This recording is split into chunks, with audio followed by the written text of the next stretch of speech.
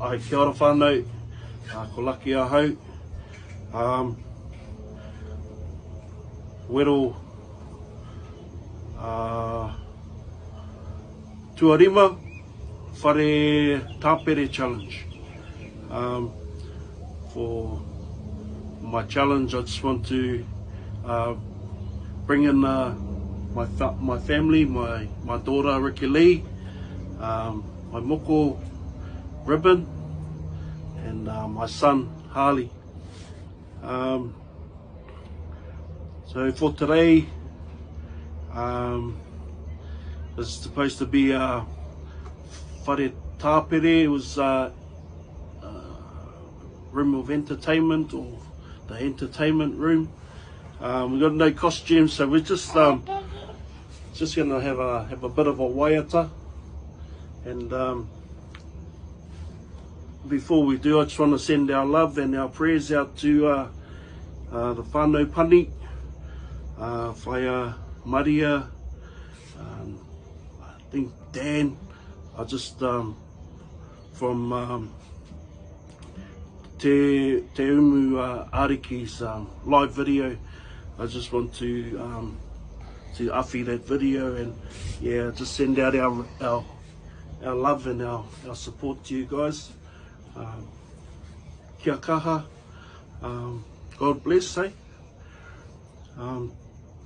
I just want to sing this waiata and get my 5th challenge out of the way. So hope you enjoy it. Toriwha.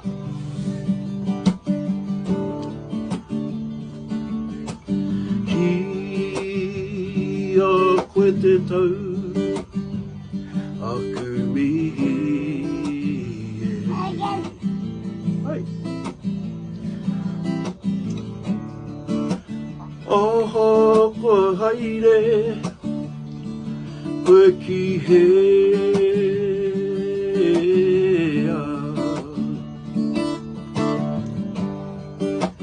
Makura koe he whai atu e. Whai atu e. Ko taku aroha kautonu.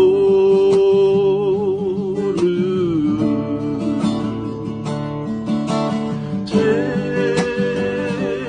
mara e hine, huri mai ra kia au e tānei.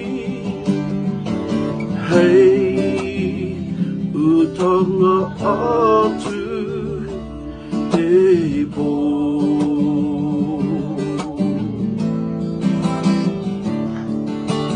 O tira e hine, kua tonga kei tēnei tinana.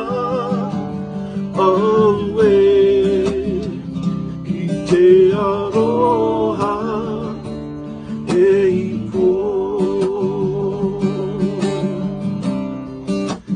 Ki te aroha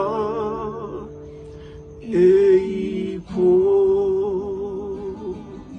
Tēnā koutou, tēnā koutou, tēnā koutou katoa. Ka huri.